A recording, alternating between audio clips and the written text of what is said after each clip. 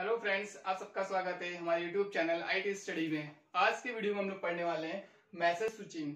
देखिए, यह switching technique जब आई थी तो सबसे पहले स्टार्टिंग में हम लोग के पास क्या आया था, सर्किट स्विचिंग आई थी। ठीक है, सबसे पहले हम लोग के पास सर्किट स्विचिंग आई थी और ये बेसिकली जो इसको डिजाइन किया गया था वो सिर्फ टेलीफोन नेटवर्क के लिए किया गया था। ठीक है ना, उसी के लिए डिजाइन की गई थी। और इसमें सबसे बड़ा ड्रॉबैक क्या था कि भाई ये जो भी पाथ है उसको क्या करके रिजर्व कर दे रही थी। ठीक है ना, इसमें क्या हो रहा था कि उस पाथ को एक डेडिकेटेड पाथ आपको रिजर्व कर दिया जाता है, स्टेब्लिश हो रहा था और उसके बाद आपका डेटा कंटिन्यूसली फ्लो हो रहा था। ठीक है, उसके बाद क्या हुआ, ये टेक्निक के बाद हमारे पास मैसेज स्विचिंग आया। ठीक है, मैसेज स्विचिंग हम लोग ने किया, उसके बाद उस टेक्निक के बाद हमारे पास अपडेट हुआ और पैकेट स्विचिंग आई।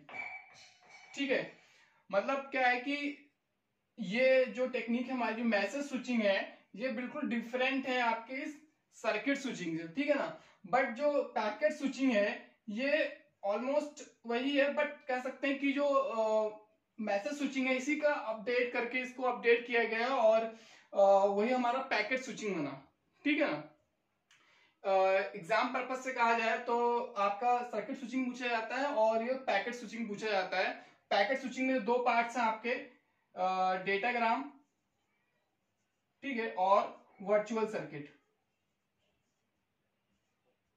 ठीक है, वो दोनों इंपॉर्टेंट है। बाकी मैसेज स्विचिंग को बहुत कम, रेयर चांस है कि पूछा जाए, क्योंकि मैसेज स्विचिंग की जो भी कह सकते हैं कि जो फीचर्स वगैरह थे, जो फंक्शन थे, वो उसी को अपडेट करके हम दोनों पैकेट स्विचिंग हमारी बनी। ठीक है, तो जो मेन चीज है वो आपकी ये है पैकेट स्विचिंग और इसके जो दो पार्ट्स हैं, डेटाग्राम और वर्चुअल सर्किट। ठीक है, बट फिर भी इसको मैसेज स्विचिंग हम लोग देख लेते हैं कि क्या है हमारी और कैसे वर्क होती है।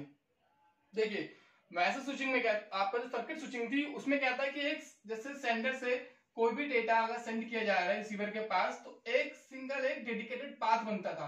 पहले इस पाथ को हम लोग स्टैब्लिश करते थे और एक बार वो कनेक्शन बनाया है आपका, बस खाली आपने कनेक्शन को स्टेब्लिश किया। ठीक है ना, और उसके बाद क्या है कि वो पाथ आपका रिजर्व हो गया। अब आप डेटा कंटिन्यूसली पर सेंड करते चले जाइए अपना। ठीक है, वो रिजर्व रहेगा आपका जब तक आप उसको ब्रेक नहीं करोगे। ठीक है, तो क्या था कि यहाँ पे आपकी जो इफिशियंसी थी, ठीक है, वो क्या हो रही थी, वो डाउन हो रही थी, वो बहुत गिर रही थी इफिशियंसी आपकी। ठीक है, क्योंकि भाई आपने रिजर्व करके जो रिसोर्स है वो आपने रिजर्व करके रखा हुआ है। जब रिजर्व है तो अगर आप डेटा सेंड भी नहीं कर रहे हो तब भी वो आपका रिजर्व रहेगा। उस टाइम पे कोई और भी उस पीरियड में उस पाथ को या उस रिसोर्स को यूज नहीं कर सकता। ठीक है ना, तो ये सबसे बड़ा ड्रॉबैक था। मैसेज स्विचिंग में क्या हुआ कि जैसे आपका ये सेंडर है, ठीक है, और क्या है कि बहुत सारी डिवाइसेस हैं। अब आपका यहाँ पर रिसीवर है, ठीक है ना, इस रिसीवर तक पहुंचने के लिए बहुत सारे डिवाइसेस लगी हुई हैं। वो डिवाइसेस क्या है, जैसे स्विच लगा हुआ है, राउटर लगा है, कुछ भी है जो डिवाइसेस हो सकती हैं। ठीक है, मान लीजिए स्विच लगे हुए हैं, ठीक है, और पाथ अलग अलग हो सकते हैं हमारे।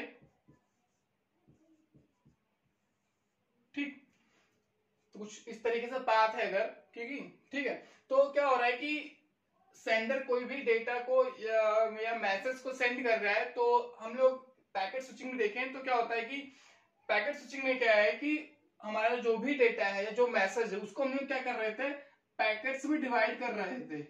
ठीक है, बट यहाँ पे क्या फंडा है, क्योंकि ये पैकेट स्विचिंग क्या हमारा एक अपडेट वर्जन है मैसेज स्विचिंग का ही, तो यहाँ पर क्या आता था, पूरा पूरा मैसेज जो है आपका वो एज इट इज पूरा मैसेज भेजा जाता था। मतलब एक तरीके से कह सकते हैं कि एक लॉन्ग फाइल है आपकी, बड़ी फाइल है कोई, ठीक है ना, उस फाइल को डायरेक्ट ऐसे भेजा जाता था, कोई भी उसमें पैकेटिंग नहीं की जाती थी, उसको पैकेट्स में डिवाइड नहीं किया, टुकड़े नहीं किया जाते उस मैसेज के।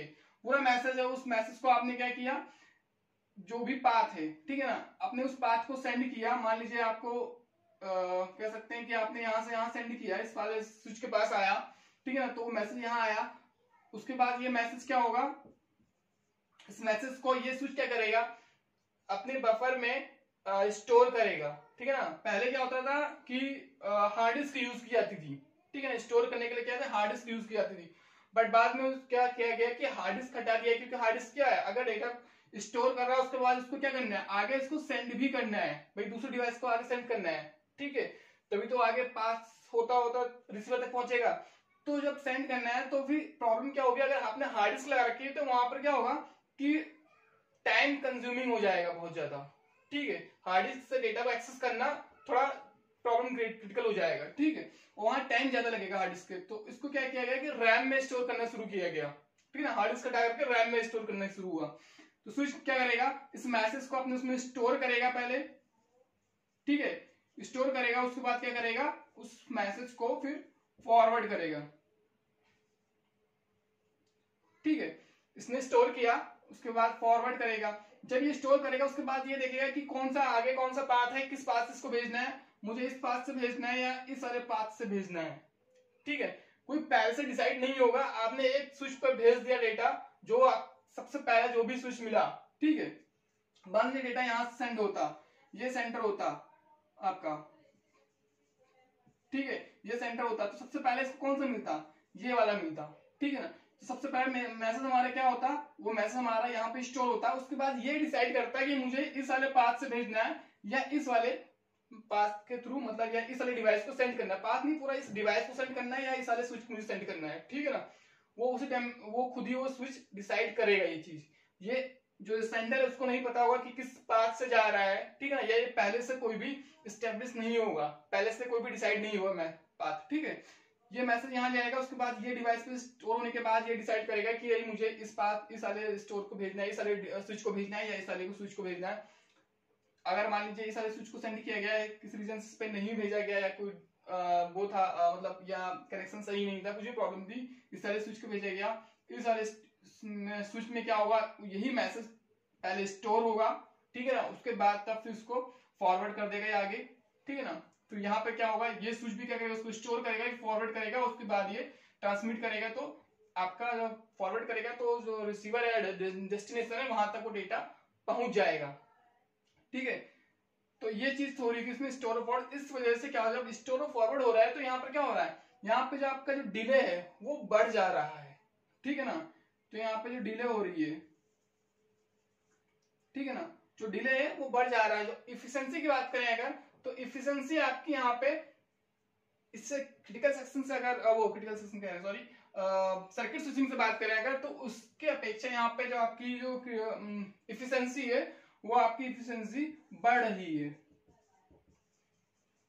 ठीक है, इफिशिएंसी आपकी बढ़ रही है। क्यों बढ़ रही है, सिंपल सी बात है, यहाँ आपने रिजर्व करके रखा हुआ था, आपका एक पाथ था वो आपने रिजर्व करके रखा है, यहाँ पे कोई भी रिजर्व नहीं कर रखा हमने। ठीक है, जब रिजर्व नहीं किया है कोई भी एक पाथ को, तो यहाँ पे आपकी इफिशिएंसी बढ़ रही है। बट जो डिले की बात करें, यहाँ पे क्या हो रहा है, आपका डिले, आपका यहाँ आपका डिले हो रहा है और यहाँ आपका डिले नहीं उतरता। ठीक है, डिले क्यों हो रहा है, क्योंकि आप यहाँ स्टोर और फॉरवर्ड टेक्निक को यूज कर रहे हैं। हर बार हर डिवाइस को डेटा को स्टोर किया जा रहा है पहले उसके रैम में, उसके बाद फिर वो स्टोर करने के बाद उसको भी फॉरवर्ड कर रहा है। ठीक है ना, फिर डिसाइड कर रहा है किस स्विच के या किस डिवाइस को मुझे भेजना है, उसके बाद फिर आगे वो सेंड कर रहा है। ठीक है ना, तो ये चीज हमारे होती है। और यहाँ पे सिंपल सी है, जो पैकेट स्विचिंग क्या है, यहाँ पे हम लोग पैकेट सेंड करते थे, बट यहाँ पर क्या हो रहा है कि हम लोग पूरा का पूरा मैसेज ही सेंड कर रहे हैं। ठीक है, बाद में इसको अपडेट किया गया। ठीक है, और उसको फिर पैकेट स्विचिंग में हम लोग अपडेट हुआ और पैकेट स्विचिंग आई हमारी। बट क्रिटिकल वो सर्किट स्विचिंग के बाद हमारी मैसेज स्विचिंग आई थी, उसके बाद फिर वो अपडेट होकर पैकेट स्विचिंग आई। ठीक है ना, पैकेट स्विचिंग में आपके दो पार्ट्स थे, डेटा डेटाग्राम्स और वर्चुअल सर्किट, इसको हम लोग आगे वीडियो में पढ़ेंगे क्या है। ठीक है ना, और इसमें बस इतना ही है। वीडियो पसंद आई हो तो लाइक जरूर कीजिएगा और चैनल को हमारे सब्सक्राइब जरूर कीजिएगा। आज के बस इतना ही, थैंक यू।